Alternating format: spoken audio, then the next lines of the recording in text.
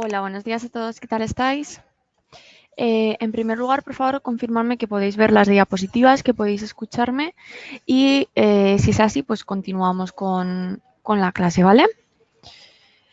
La clase de hoy es referente al tema 12, ¿vale? De vuestra oposición, que versa sobre las fuentes del derecho administrativo, ¿vale? Entonces, en primer lugar, bueno, nosotros vivimos en sociedad, ¿vale? Y para vivir en sociedad, pues necesitamos unas reglas que nos rijan, que digan lo que está permitido y lo que no está permitido, ¿no? Y estas normas, pues dentro de nuestro sistema jurídico, de nuestro ordenamiento, digamos que no tienen todas la misma categoría, que están articuladas dentro de una pirámide jerarquizada con más o menos importancia y esto significa pues que van a ser unas personas quien las aprueben o van a ser otras, que van a regular unas materias o van a regular otras, que no van a poder contravenir a las normas que tengamos por arriba, etcétera, ¿vale? Pues ya sabemos, por ejemplo, que ninguna norma podría contravenir nuestra Constitución, ¿no? Bueno, partiendo de esta pequeña introducción, también voy a hacer otra introducción, ¿vale? Que me parece, muchas veces hay gente que lo ve básico, pero hay gente pues, que por lo que sea o está comentando con la oposición o porque no ha aclarado los conceptos, pues se le puede atragantar esto, no conocerlos y entonces no va a profundizar nunca en el concepto adecuado, ¿no? O sea, no va a terminar de entender. ¿Cuáles son estos conceptos que hago siempre? O sea, introducción. Pues la introducción es que España está dividida, ¿no? Está formada por tres poderes y estos tres poderes están divididos y esto es así para que la democracia funcione, ¿no? O sea, nuestro sistema es en la democracia y la democracia se sustenta en el principio de división de poderes. ¿Qué es esto? Que hay tres poderes, legislativo, ejecutivo y judicial, y cada uno se supone que son independientes, ¿vale? El legislativo se va a encargar de hacer las leyes, ¿vale? Son las Cortes Generales, son el Congreso y el Senado y son los parlamentos autonómicos. Y el judicial van a ser los tribunales, todo que aplique una ley, que aplique la Constitución, etcétera. Los tribunales va a ser el Poder Judicial, juzgados y tribunales. Y luego, por último, el Poder Ejecutivo, ¿vale? Que el Poder Ejecutivo quizás es un poco el que más cueste de entender, pero es la administración, ¿vale? El que ejecuta las leyes, el que hace que esas leyes, esa realidad que se plasma en un papel, acabe siendo posible. ¿Cómo? Pues teniendo un sistema de salud, teniendo un sistema educativo. O sea, siempre que nos relacionamos con algo público nos estamos relacionando con la administración, con el poder ejecutivo. Y también el poder ejecutivo es tanto administración como gobierno, ¿vale? Si pensamos en un ayuntamiento, es el gobierno de nuestro municipio. Si pensamos en Pedro Sánchez y los ministros, estamos pensando en el gobierno, estamos pensando en el poder ejecutivo. ¿De acuerdo? Esta introducción la hago ¿por qué? Porque es relevante de cara a saber de dónde vienen las normas. ¿Vale? Ya sabemos que el poder legislativo, quién lo tiene, quién hace las leyes, las Cortes Generales, pero el poder ejecutivo, administración y gobierno también en ocasiones pueden hacer normas, ¿vale? Y esto es lo que nos ocupa aquí, las fuentes del derecho administrativo, ¿vale? Ya sabéis que el derecho administrativo es todo lo que tenga que ver, que rija de alguna manera la administración pública, ¿no? ¿Qué va a ser derecho administrativo? Va a ser derecho administrativo el Estatuto del Empleado Público. Va a ser derecho administrativo la ley del procedimiento administrativo común, la antigua ley, bueno, pues ahora la 39/2015, la 40/2015. Todo esto que tenga que ver con la administración va a ser derecho administrativo, ¿de acuerdo? Y de ahí que tengamos que conocer qué rige la administración, qué normas la rigen y dónde vienen y cómo son. ¿De acuerdo esta introducción? Hasta aquí todo entendido. Si hay algún concepto que nos quede claro, es el momento de preguntármelo.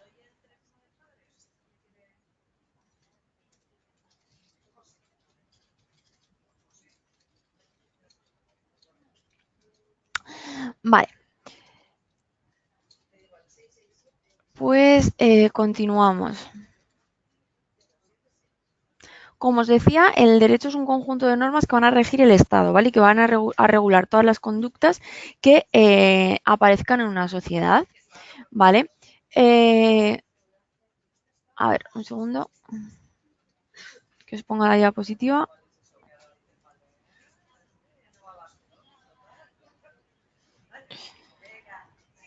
Vale. El Código Civil, ¿vale? Me dice John, con ejemplos se entiende mucho mejor. Vale, pues os intento poner ejemplos, ¿de acuerdo? Vale, fuentes del derecho, o sea, ¿qué va a ser derecho? Pues el Código Civil en su artículo 1 nos dice que las fuentes del ordenamiento jurídico español son la ley, la costumbre y los principios generales del derecho, ¿vale? La costumbre, por ejemplo, la voy a explicar que también genera bastante confusión. La costumbre y los principios generales del derecho están ahí como para sustentar a la ley, ¿no? Se supone que siempre lo que un juez tiene que aplicar es la ley, pero en defecto de ley o para apoyar la decisión en la ley puede utilizar la costumbre y los principios generales del derecho. La costumbre no son las tradiciones de que, por ejemplo, ayer en San Sebastián fue el patrón y salieron a la calle con sus tambores. A eso no nos estamos refiriendo con costumbre. Nos estamos refiriendo con costumbre a una conducta que se ha llevado a cabo por muchos años y entonces acaba admitiéndose como derecho, ¿vale? Por ejemplo, en los municipios, en los pueblos, las comunidades de regantes no tienen leyes, no tienen reglamentos, pero imaginaros que se distribuyen el agua pues de X manera todos los años, ¿no? Diciendo, empezamos por el norte y vamos descendiendo hacia el sur. Y el año que viene, como hemos empezado por el norte, vamos a hacerlo al revés. Vamos a comenzar a regar de sur a norte, ¿vale? Esto se ha ido transmitiendo año tras año, generación tras generación y, por ejemplo, pueden llevar 200 años regando de esta manera. Pues al fin y al cabo esto pasa a ser una costumbre, ¿vale? ¿Entendéis el concepto de costumbre? Vale. Nos dice el Código Civil que carecerán de validez las disposiciones que contradigan otra de rango superior. Lo que os decía, si en la cúspide de nuestra pirámide normativa tenemos la Constitución, una ley no puede contradecir la Constitución y un reglamento no va a poder ni contradecir la ley ni la Constitución, ¿vale? Porque si no, no se podría aplicar. ¿Qué más? La costumbre solo regirá en defecto de la ley aplicable, siempre que no sea contraria a la moral o al orden público y que resulte probada, ¿vale? Es lo mismo que os estaba diciendo al principio, que para aplicar una costumbre es porque no hay ley. Esto que os comento de los regantes es porque no hay una ley que diga cómo se tiene que regar, ¿no? Entonces, como se ha ido haciendo X años así, pues lo continuamos haciendo. Ahora bien, esto no tiene que ser algo inmoral, ¿vale? Imaginad que en esa costumbre lo que se está haciendo es robar agua del pueblo contrario. Y además tiene que resultar ni contrario al orden público y además tiene que resultar probada. O sea, que se pruebe que durante X años se ha estado haciendo así. ¿Vale? Continuamos. Vale. Los principios generales del derecho se van a aplicar en defecto de ley o costumbre y sin perjuicio de su carácter informador del ordenamiento jurídico. ¿Qué quiere decir esto? Que, pues lo mismo, primero tenemos la ley, luego la costumbre y si no, pues bueno, pues podemos aplicar los principios generales del derecho. Cuando dice carácter informador, lo que significa es que está dando forma a nuestro ordenamiento jurídico. Por ejemplo, el principio de estabilidad presupuestaria, el principio de solidaridad entre las regiones. ¿Vale? Esto lo que hace es pues, dar forma a nuestra Constitución, dar forma a nuestro ordenamiento jurídico y pues lo que podemos hacer es si estamos aplicando, por ejemplo, el Tribunal Constitucional, ahora con el tema de Cataluña, está resolviendo cuestiones sobre competencias, ¿vale? Él puede decir, además de los artículos que diga la Constitución sobre competencias, él puede aplicar también, o los estatutos de autonomía, pues puede aplicar también un principio de solidaridad entre las regiones, ¿no? O sea, no es para resolver, pero sí que puede decir, además la Constitución habla del principio de solidaridad entre las regiones, por lo tanto, pues tenemos que resolver en este sentido y seguir la línea que tiene nuestra Constitución. ¿De acuerdo? Las normas jurídicas contenidas en los tratados internacionales no serán de aplicación directa en España en tanto no hayan pasado a formar parte del ordenamiento interno mediante su publicación íntegra en el Boletín Oficial del Estado. ¿Qué quiere decir esto? Que los tratados internacionales se hacen, están ahí, pero si no los integramos, no los publicamos en nuestro boletín oficial del Estado, no son nuestros tratados internacionales. O sea, hay que suscribirse al tratado internacional, hay que publicarlo para que forme parte de nuestro ordenamiento jurídico. ¿De acuerdo? La jurisprudencia, no sé si entendéis el término jurisprudencia, yo doy por hecho que sí, pero por si acaso en este tipo de palabras que igual se os puede quedar un poco ahí en el aire, pues preguntarlos porque os puede aclarar mucho el tema o no, no tengáis vergüenza, ¿vale? Jurisprudencia significa sentencias, ¿vale? Jurisprudencia sería como la enciclopedia de las sentencias, por así decirlo. Los tribunales se encuentran con problemas, entonces dan soluciones a esos problemas y esas soluciones que dan son sentencias y todas esas sentencias juntas forman lo que se llama jurisprudencia, ¿vale? ¿En qué sentido o en qué otro sentido se ha ido decidiendo por los tribunales, ¿vale? Bueno, pues la jurisprudencia complementará el ordenamiento jurídico con la doctrina, que, en modo reiterado, establezca el Tribunal Supremo, al interpretar y aplicar la ley, la costumbre y los principios generales del derecho. ¿Qué quiere decir esto? Que si el Tribunal Supremo, por ejemplo, se encuentra con un problema muchas veces y repite la solución aplicando la misma ley siempre, se está creando una doctrina, una jurisprudencia, ¿vale? Se está creando una forma de resolver. Entonces, al fin y al cabo, eso luego se puede aplicar también, se puede entender que es derecho, ¿vale? Los jueces y tribunales tienen el deber inexcusable de resolver en todo caso los asuntos de que conozcan, atendiendo al sistema de fuentes establecido, ¿vale? Por tanto, se reitera aquí pues, que los jueces y tribunales tienen que resolver sí o sí y atendiendo siempre al sistema de fuentes, que es el que os acabo de hablar, ¿vale? La ley, la costumbre y los principios generales del derecho. Venga, continuamos. Vamos a clasificar, ¿vale? Las fuentes del derecho administrativo. Vamos a hacer una primera clasificación desde el punto de vista material y desde el punto de vista formal, ¿vale? Atendiendo a la materia o atendiendo a la forma. Y luego vamos a hacer una segunda clasificación. En esa segunda clasificación hablaremos de fuentes directas y de fuentes indirectas. Dentro de las fuentes directas, las primarias, que van a ser la ley, decreto ley, legislativo, reglamento, y las subsidiarias, que van a ser la costumbre y los principios generales del derecho. Y dentro de las fuentes indirectas, la jurisprudencia y doctrina científica, ¿vale?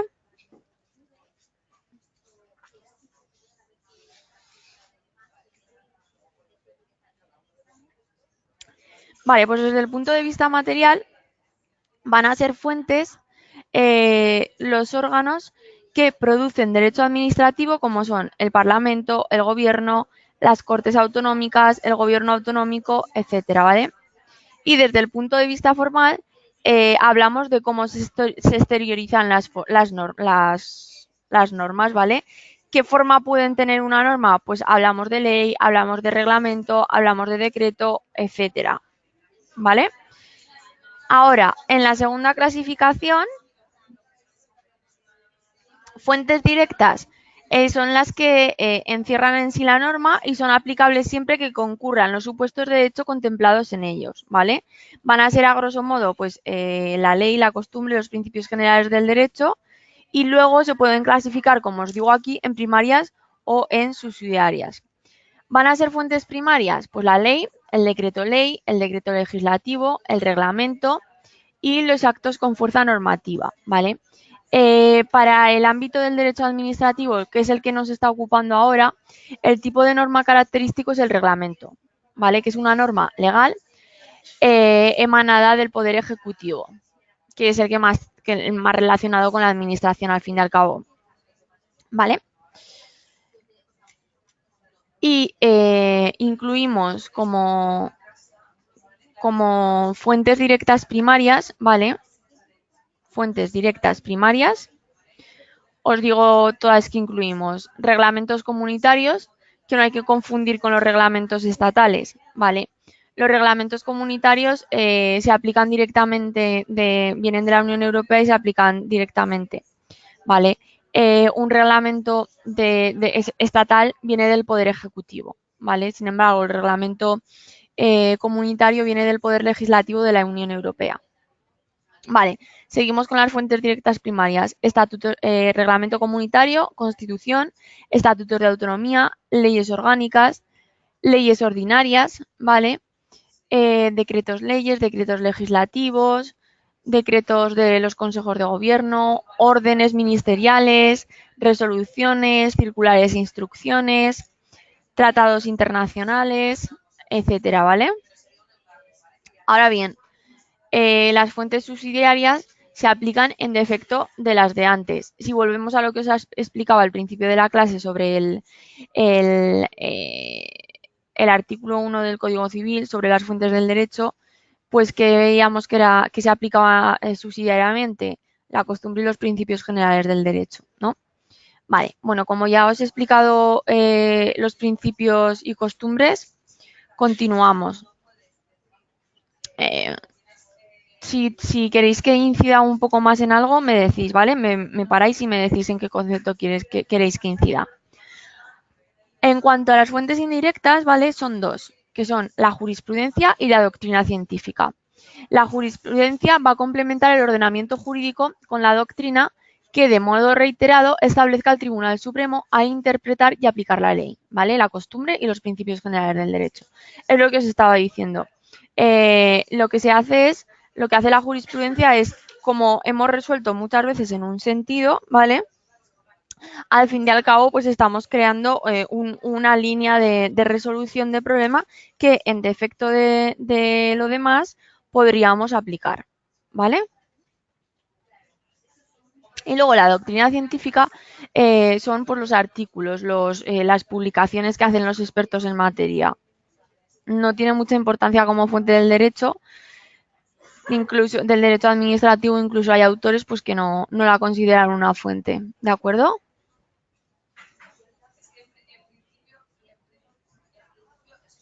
Pero bueno, que sepáis que el derecho administrativo tiene una fuerte primacía sobre el derecho escrito a la costumbre, ¿vale? Continuamos con la autonomía y el sistema de fuentes.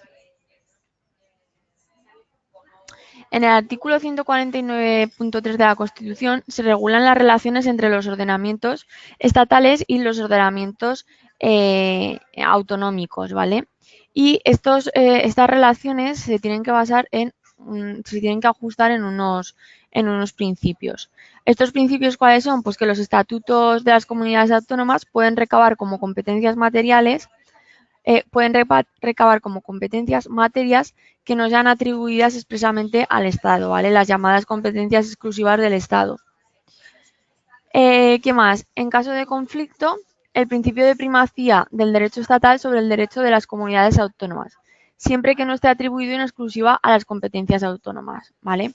Pues eso, que si hay un conflicto de intereses entre el Estado y las comunidades autónomas, siempre va a estar por encima del Estado. Ahora bien, si se trata de una competencia exclusiva de la comunidad autónoma, va a estar por encima la comunidad autónoma, ¿vale?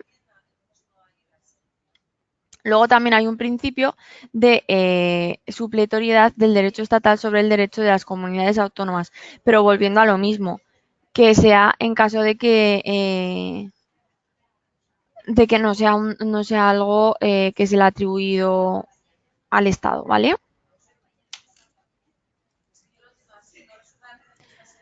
Luego, el artículo 150.1 de la Constitución concede a todas o alguna de las comunidades autónomas la posibilidad de dictar para sí, en el marco de sus principios, en el marco de los principios, bases y directrices fijados por una ley, ¿vale? Sin perjuicio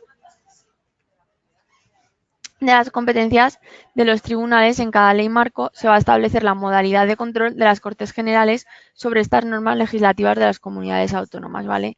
De hecho, por ejemplo, el 155 de la Constitución, al fin y al cabo, es una forma de controlar a las comunidades autónomas, en el sentido de que si se desligan de lo que rige el Estado, pues el Estado puede ir en contra de ellas, ¿vale?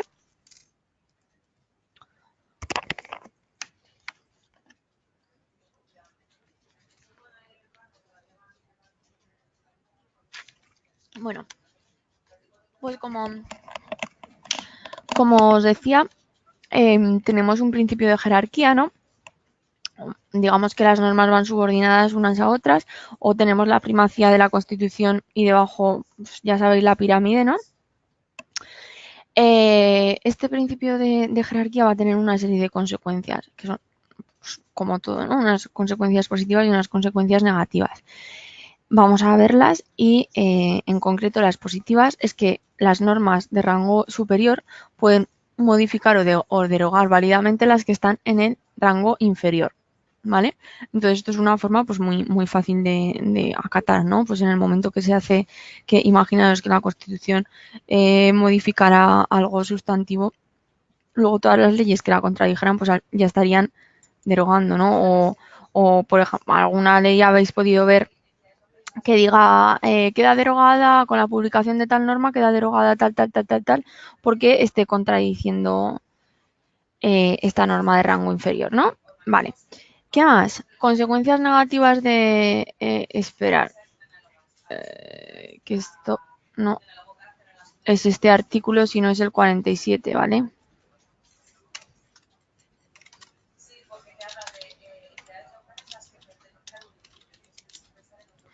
Vale.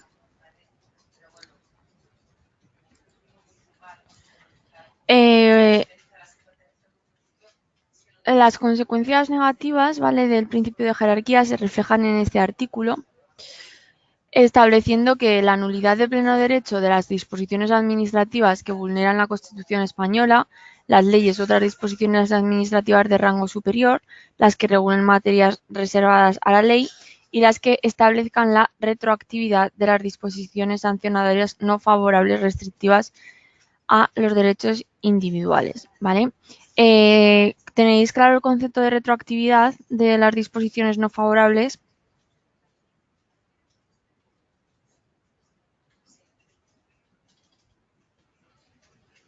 Bueno, pues acaso hago una breve descripción. Retroactividad significa que si hoy, día 21 de enero, se publica una ley, entra en vigor y tiene efectos hacia adelante, ¿no? Esto es, la norma va hacia adelante. Ahora, con efectos retroactivos quiere decir que tendría efectos en el pasado.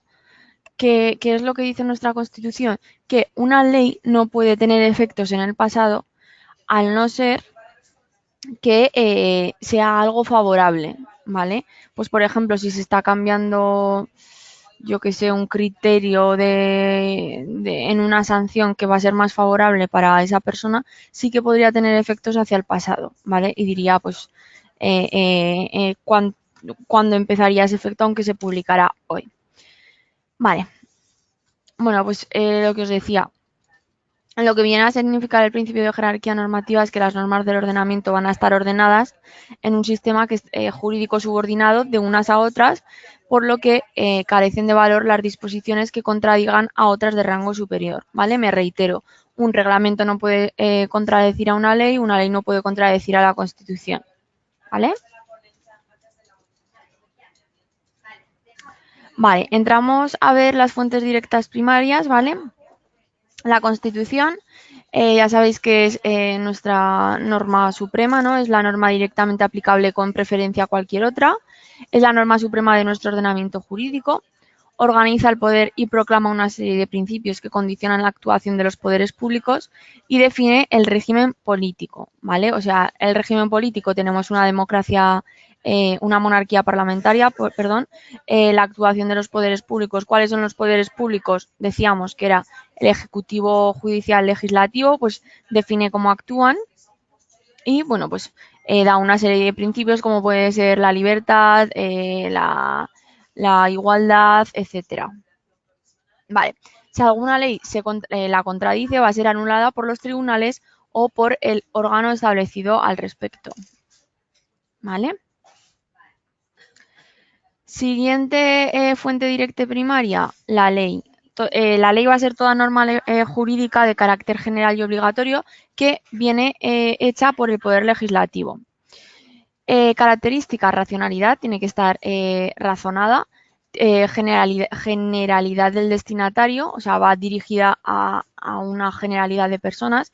Sin embargo, el acto administrativo va normalmente va dirigido pues a un sujeto o a varios sujetos, ¿no? La ley, cuando decimos que, por ejemplo, pues que quien mate va a ser castigado con tal, esto va dirigido a una pluralidad de destino. Ahora, cuando un acto administrativo sanciona a una persona por haber aparcado en mal lugar, esto va dirigido a una persona concreta, ¿no? No hay generalidad, no hay abstracción. Bueno, pues eso, racionalidad, generalidad del destinatario y universalidad es obligatoria. O sea, no sé si conocéis la frase de la, el desconocimiento del derecho no exime de su cumplimiento. O sea, es obligatorio, aunque tú no sepas que estás obligado a realizar una conducta o a no realizarla si tú no lo conoces, pero esa norma existe, pues tú puedes ser sancionado, ¿vale? Formalidad en la elaboración y aprobación de las leyes. ¿Qué quiere decir? Que hay una forma, hay un proceso de cómo se elaboran o se dejan de elaborar las normas, y esto lo tenéis en la Constitución. Titularidad legislativa. ¿Quién puede legislar? La Comunidad Europea, ya sabéis, con los reglamentos y las directivas, el Estado a través de las Cortes Generales y las comunidades autónomas a través de las asambleas legislativas. ¿Qué clases de leyes tenemos? Las leyes ordinarias y las leyes orgánicas. ¿De acuerdo?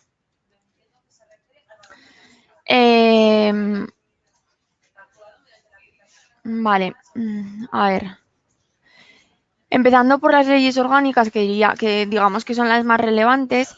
Las leyes orgánicas son aquellas, o sea, van a ser leyes orgánicas porque afectan a un determinado tema y pues van a tener, por ser temas de bastante o mucha importancia, van a tener un proceso de elaboración diferente, de elaboración y de aprobación, ¿vale? Las tenemos en el artículo 81. Van a ser leyes orgánicas las relativas a los derechos fundamentales y libertades públicas. Estos son pues los artículos 14 a 29 y el 30.2. Las que aprueban los estatutos de autonomía, las que aprueban el régimen electoral general y las demás que prevea la Constitución. Pues cuando, por ejemplo, la Constitución dice una ley orgánica regulará el Tribunal Constitucional, una ley orgánica regulará el Defensor del Pueblo, etcétera. ¿Vale? Estamos a todas esas remisiones que hace la Constitución. Vale. Las leyes orgánicas, por esta importancia que tienen, se aprueban por mayoría absoluta, mientras que el resto de leyes se van a aprobar por mayoría simple. ¿Vale? Por tanto, todas leyes que no sean, perdón, volvemos aquí. Todas leyes que no sean consideradas leyes orgánicas se van a considerar ley ordinaria, ¿vale? Y pues eso, van a ser leyes ordinarias, todas que no están enumeradas en el artículo 81 de la Constitución. Y estas leyes ordinarias van a ser aprobadas por el Congreso de los Diputados por mayoría simple, ¿vale? Y vamos a incluir dentro de estas leyes las de las comunidades autónomas. Vale. Pasamos a ver una serie de leyes especiales dentro del grupo de leyes ordinarias. En primer lugar, voy a hablar de las leyes de transferencia, porque estas leyes de transferencia van a ser leyes orgánicas, ¿vale? Mientras el resto son ordinarias, por favor, que esto que quede claro, leyes de transferencia son orgánicas. ¿Por qué? Porque una ley de transferencia es una ley en la que se está transfiriendo una competencia del Estado a una comunidad autónoma, ¿vale? De manera plena, tanto legislativa como ejecutiva, ¿vale? Sin que el Estado ni reserve fijación de los principios, ni directrices, ni nada, ¿vale? O sea, se está habilitando en favor de la comunidad autónoma. Por este motivo, si estamos hablando de que la ley orgánica va a regular lo referente a los estatutos de autonomía, los estatutos de autonomía regulan las competencias de la comunidad autónoma, evidentemente la ley de transferencia por equiparación, no por analogía, va a tener que ser una ley orgánica y se va a tener que aprobar con mayoría absoluta. ¿Vale? Bueno, pues partiendo de esta ley especial de transferencia, que es orgánica, vamos a ver el resto, que son ordinarias, ¿vale? Esto es importante que lo tengáis en cuenta porque dependiendo de esto se va a aprobar de una manera o de otra, va a necesitar una mayoría u otra, ¿vale? Pero seguimos en el ámbito de las leyes, seguimos en el ámbito de las Cortes Generales o de las comunidades autónomas. ¿Qué son las leyes de bases? Bueno, pues las leyes de bases, como su nombre indica, son un conjunto de criterios de bases que no tienen una concreción. Lo que hace el legislador es poner a disposición del gobierno el mandato de que éste regule conforme a estas bases y a estos criterios una manera determinada, ¿vale? En este caso, lo que el gobierno dicte va a tener rango de ley, ¿vale? Decíamos antes que solo las Cortes Generales, solo el Poder Legislativo tiene poder para legislar, pero en este caso, como es el propio Poder Legislativo el que le está diciendo al gobierno, mira, en base a esto tienes que hacer esto, pues va a tener rango de ley, ¿de acuerdo? Es lo que se llama la ley articulada, o sea, se da unas bases para que se produzca un texto articulado. ¿Vale? Las leyes básicas, que no leyes de base, son leyes dictadas por órganos legislativos del Estado en virtud de las competencias compartidas del artículo 149 de la Constitución, según el cual hay materias en las que el Estado tiene una reserva de legislación básica, ¿vale? Correspondiendo al Estado. La reserva está el desarrollo legislativo y la ejecución a las comunidades autónomas. Vale. Leyes de bases. Poder legislativo, por recopilar un poco. Poder legislativo le da unas bases al gobierno para que haga un texto articulado. Leyes básicas. Estamos en el marco de las competencias, ¿vale? Entonces, el Estado tiene las bases, para que luego las comunidades autónomas legislen, ¿de acuerdo? Leyes marco. Las Cortes Generales pueden adoptar leyes marco que atribuyan la facultad de dictar leyes a todas o algunas de las comunidades autónomas en materia de competencia estatal, fijando los límites dentro de los cuales se ejercita dicha potestad, ¿vale? Entonces, pues más o menos lo mismo. Hay un marco y dentro de ese marco las Cortes Generales pueden adoptar estas leyes para que las comunidades luego también pues legislen, ¿vale? Las leyes de transferencia ya las hemos visto, que son leyes orgánicas que transfieren una competencia. Y luego las leyes de armonización es que el Estado puede dictar leyes que establezcan unos principios necesarios para armonizar disposiciones normativas de las comunidades autónomas en caso de materias atribuidas, ¿vale? Pues cuando así lo exija el interés general. Pues, por ejemplo, imaginemos en la materia de sanidad que haya una comunidad autónoma que esté regulando de una manera, Valencia regule de una manera, La Rioja de otra y Aragón de otra. Pues que a través de una ley de armonización se pretenda un poco equiparar, ¿vale? Equiparar estas legislaciones. Vale. Continuamos con otras disposiciones un poco particulares, ¿vale? Que son los decretos legislativos y los decretos leyes. Mientras estábamos hablando todo el tiempo de que quien aprueba son las Cortes Generales, aquí quien está aprobando es el Gobierno. Es algo excepcional, porque si es el Gobierno el que aprueba, tendría que tener rango de reglamento, ¿no? Pero tiene rango de ley. Vale, ¿qué va a ser el decreto legislativo? Bueno, pues el decreto legislativo son normas con fuerzas de ley dictadas por el Ejecutivo por delegación del Legislativo, ¿vale? También se llaman leyes delegadas, los decretos legislativos, ¿vale? ¿Cuáles son los requisitos para estos decretos legislativos? Pues que las Cortes no pueden delegar materias propias de ley orgánica y que la delegación legislativa debe otorgarse mediante una ley de bases, ¿vale? Y entonces se produce un texto articulado o mediante una ley ordinaria cuando se trate de encomendar al Gobierno la refundición de varios textos legales solo en uno. Y entonces se aparece el texto refundido, ¿vale? El Estatuto de los Trabajadores, por ejemplo, es un texto refundido, por lo que haría en su día las Cortes harían una ley ordinaria diciendo que se refundiese X textos y entonces pues habría varias leyes que afectaran a los trabajadores y entonces se hizo el texto refundido de la ley pues del Estatuto del Trabajador, ¿vale? Importante, la delegación legislativa tiene que ser de forma expresa para la materia concreta y con la fijación de un plazo para su ejercicio, ¿vale? O sea, no se pueden dejar las cosas al aire. Se tiene que decir cómo, cuándo y en qué tiempo tiene que hacerse, ¿vale? Vale. En cuanto a los decretos leyes, ¿vale? Estos son disposiciones que son provisionales hasta que lo convalida el Congreso de los Diputados, tienen fuerza de ley, pero las dicta el Poder Ejecutivo, ¿vale? Su justificación está en que se está dando una situación de extraordinaria y urgente necesidad, ¿vale? Imaginemos una catástrofe o algo así. Entonces, el poder Ejecutivo puede dictar normas, pero luego han de ser convalidadas por las Cortes Generales. ¿De acuerdo?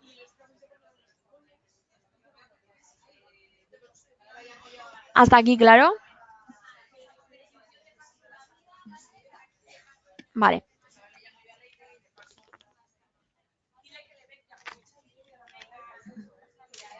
Venga, pues continuamos. Vale, vamos con el reglamento. De todo lo que, mira, os voy a decir, ya os he explicado bastante durante toda la clase, entonces a ver si ahora me podéis dar un concepto de reglamento, así a grandes rasgos. ¿Qué me diríais que es un reglamento?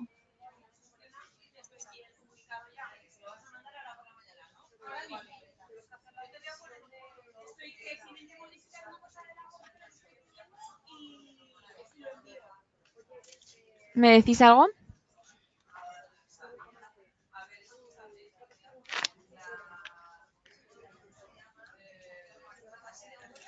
¿No sabríais decirme qué es el reglamento? Bueno, pues el reglamento va a ser una disposición jurídica de carácter general dictada por la Administración Pública con valor subordinado a la ley, ¿vale? Hay una sumisión total del reglamento a la ley. ¿Qué quiere decir? Son normas dictadas, pero no por el poder legislativo, sino poder ejecutivo. Y dentro de la pirámide están debajo de la ley, por lo tanto no pueden contradecir a la ley. Características son de carácter general, lo que os decía, va destinado a una pluralidad de personas, no a una persona concreta. Emanan de los órganos de la administración, ¿vale? Y son auténtica fuente de derecho. O sea, son considerados fuentes de derecho y emanan pues del Poder Ejecutivo. Por ejemplo, si pensamos en el reglamento, tenemos la ley de tráfico, luego el reglamento de tal. O sea, al fin y al cabo siempre están desarrollando normas legales, ¿vale? O sea, normas con rango de ley. Vale, continuamos. Vale, la titularidad de la potestad reglamentaria la tiene el gobierno del Estado en el caso de los reales decretos y los gobiernos autonómicos en los llamados decretos, ¿vale? Así es como producen normas. Las clases de reglamento, según su ámbito, pueden ser estatales, autonómicos o locales, ¿vale? Según pues si van dirigidos al Estado, a la autonomía o a un ayuntamiento, ¿vale?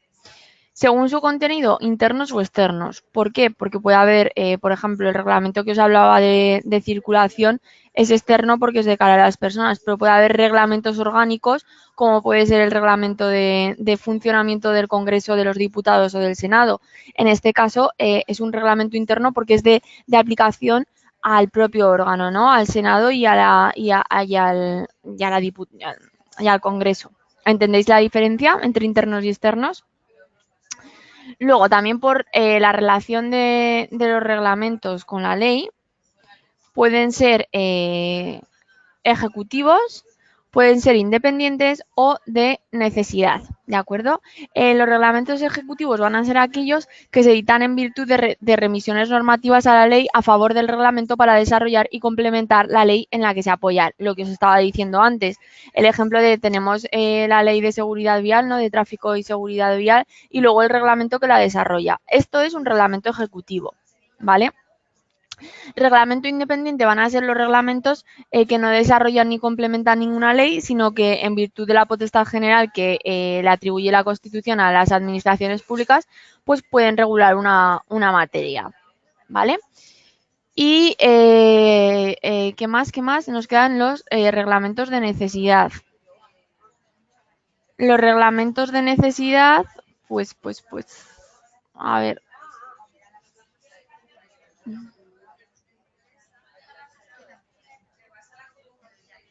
Mm,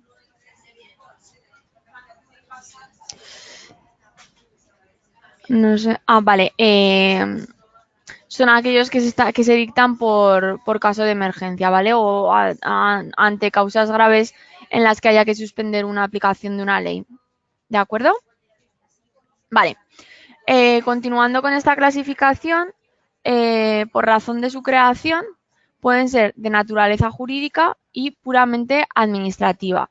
De naturaleza jurídica van a ser aquellos que contienen reglas de derecho y que pueden crear, modificar o extinguir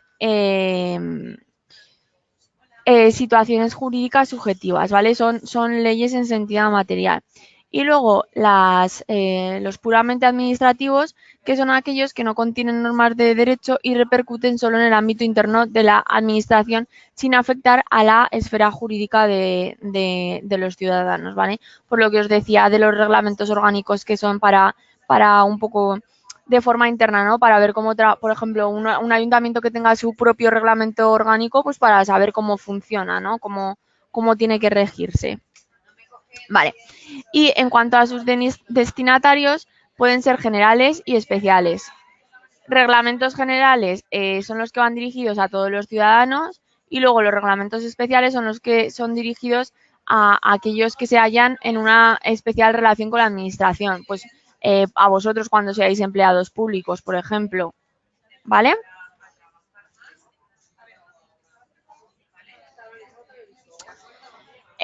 Validez de los reglamentos. A ver.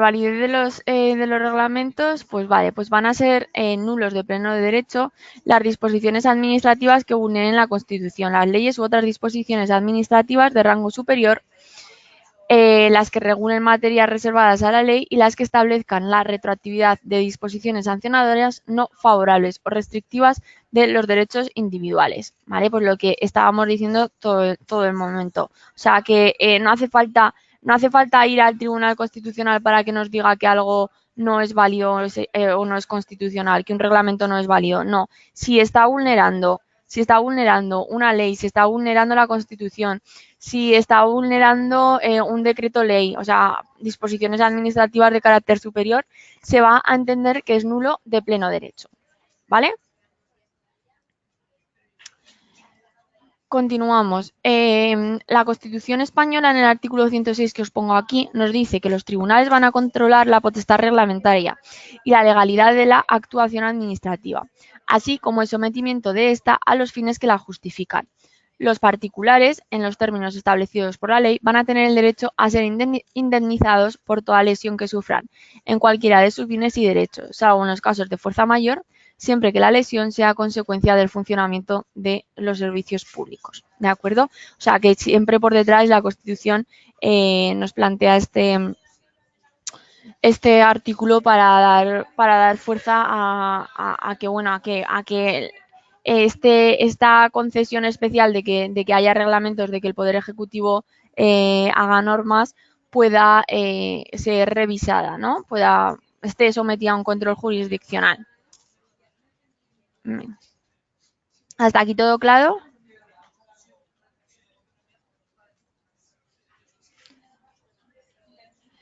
Vale, en cuanto a la potestad reglamentaria, ¿vale?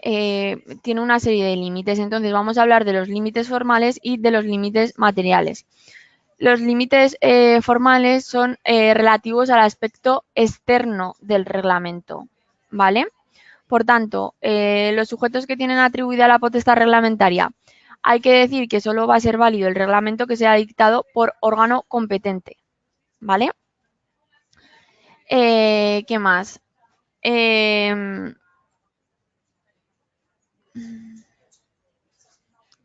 Los reglamentos de órganos constitucionales y administraciones independientes. Bueno, pues existe una serie de órganos que mediante ley orgánica tienen reconocida la potestad reglamentaria. Por ejemplo, el Tribunal Constitucional puede dictar reglamentos sobre su propio funcionamiento y organización, ¿vale? El Consejo General del Poder Judicial también tiene potestad reglamentaria para defender la independencia constitucional de los respectivos órganos y de sus funciones. Los estatutos de las universidades, ya que la autonomía de las universidades pues está garantizada constitucionalmente, ¿no? Entonces van a poder crear esos reglamentos. ¿Qué más? En cuanto a la jerarquía normativa, pues este principio supone la supremacía de la norma jurídica sobre las demás, existiendo normas jurídicas superiores a otras en las que las normas inferiores deberán respetar estos contenidos de las superiores, ¿vale? Eso lo hemos estado hablando durante todo el momento. Y luego el procedimiento de elaboración de los reglamentos, que está regulado en el artículo 26 de la 50/1997, Ley del Gobierno, ¿vale? La redacción va a estar precedida de cuantos estudios y consultas se estimen convenientes para garantizar el acierto de la legalidad de la norma. Y, bueno, si tenéis un poco de curiosidad podéis consultar, ya digo que es el artículo 27. En cuanto a los límites materiales, pues son los que afectan al contenido de la norma, no a la forma, sino al contenido. ¿Cuáles son los límites? Pues que hay los derivados del principio de reserva material de ley, que quiere decir que si hay una materia que está reservada a una ley, no va a poder ser regulada por un reglamento. ¿De acuerdo? Y luego los límites derivados de la potestad legislativa. ¿Vale? Pues que pues eso, que no se pueden dictar reglamentos que contradigan a la Constitución o a las leyes, etcétera. Vale. Reglamentos ilegales, ya hemos hablado un poco antes, pero bueno. En el artículo 106 de la Constitución nos dice que los tribunales van a controlar la potestad reglamentaria y la legalidad de la actuación administrativa, así como el sometimiento de esta a los fines que la justifican, ¿vale? Pues eso, si contradice, hablábamos antes que si contradecía a una norma de rango superior, se le iba a considerar nulo de pleno derecho, ¿vale? En cuanto a las vías de... A ver, vamos a buscarlas.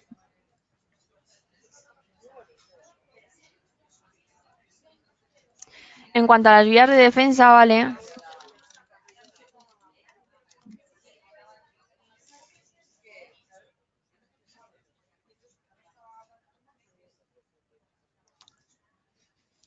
Vale, en caso de que alguien se encuentre afectado por un reglamento ilegal, tiene una serie de vías, que estos son la vía penal, del artículo 506 al 509, que dice: la autoridad o funcionario público que, careciendo de atribuciones para ello, dictare una disposición general o suspendiere su ejecución, será castigado con pena tal, tal, tal.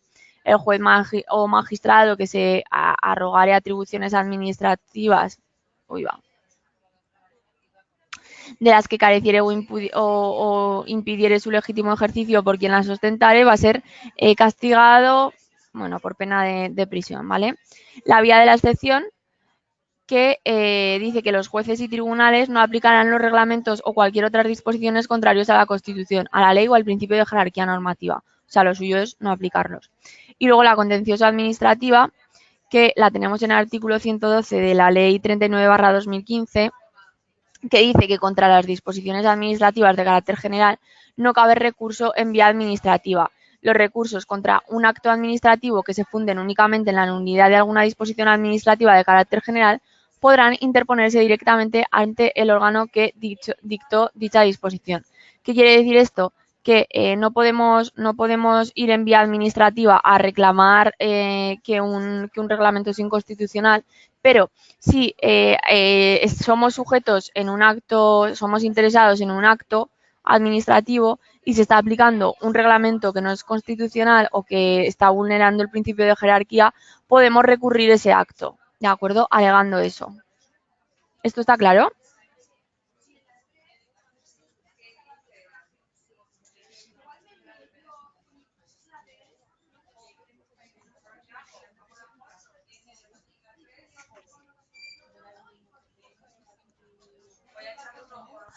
Vale, y luego, pues bueno, por último el tema nos habla de los principios, del principio de legalidad de las administraciones públicas, ¿no? Y dónde está recogido.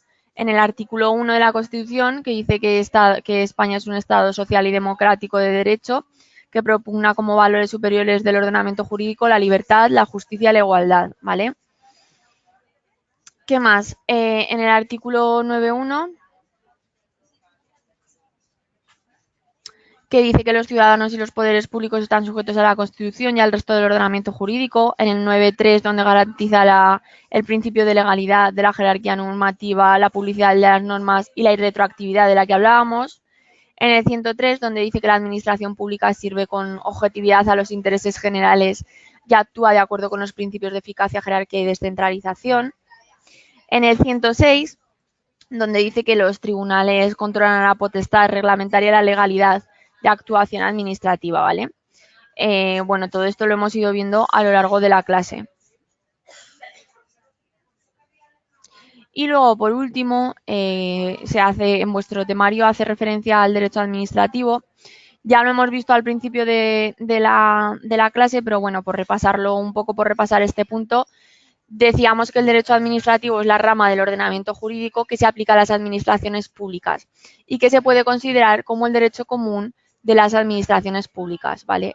Es derecho público y se caracteriza por regular la organización de la actuación de los poderes públicos, ¿vale? También es el derecho estatutario porque es un derecho privativo peculiar de las administraciones públicas. Es un derecho exclusivo de la administración pública, pero con el tiempo hay una tendencia expansiva dentro del derecho público, lo que implica que va creciendo. Y luego, pues bueno, pues puede contener privilegios para la administración pública, ¿vale? Garantiza también los derechos subjetivos de los ciudadanos cuando se está relacionando con la administración pública, ¿no? Le da una serie de instrumentos al particular. Y, bueno, pues también mencionar que el derecho administrativo va por detrás de la sociedad, por tanto, va a evolucionar y se va a adaptar totalmente a los cambios sociales con los que nos encontremos, ¿vale? ¿Cuál es el ámbito de aplicación del derecho administrativo? Vale, pues para que exista la relación reguladora es necesario que al menos una de las partes sea administración pública, ¿vale? Actuando directamente ella misma o a través de particulares. O sea, para que se aplique el derecho administrativo, o las dos partes son administración pública o una parte es ciudadano y la otra es administración pública, ¿de acuerdo?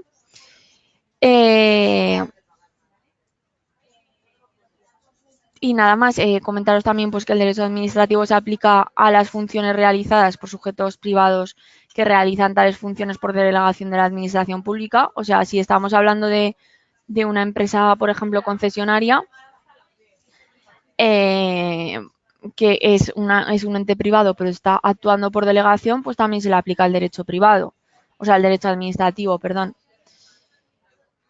Y bueno, pues eso, que el derecho administrativo no se aplica a funciones que, siendo materialmente administrativas, sean realizadas por órganos que no pertenezcan a la administración pública, ¿vale?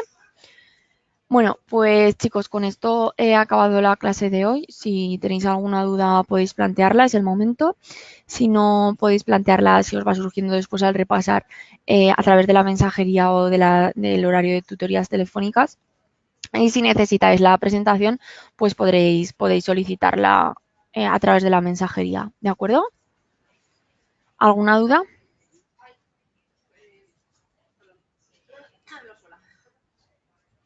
Vale, pues si no tenéis ninguna duda, me despido aquí. Os recuerdo que seguimos con el curso intensivo que se va a ir desarrollando, así que os invito a que os apuntéis porque, bueno, pues os conviene, ¿vale? Y que repaséis antes de la clase y durante la clase podéis preguntar dudas. También os dejo esta diapositiva para que veáis dónde podéis acceder a nosotros, seguir nuestra actividad, ¿no? A través de redes sociales. Y nada más por mi parte. Nos vemos en la siguiente clase y os deseo una feliz semana.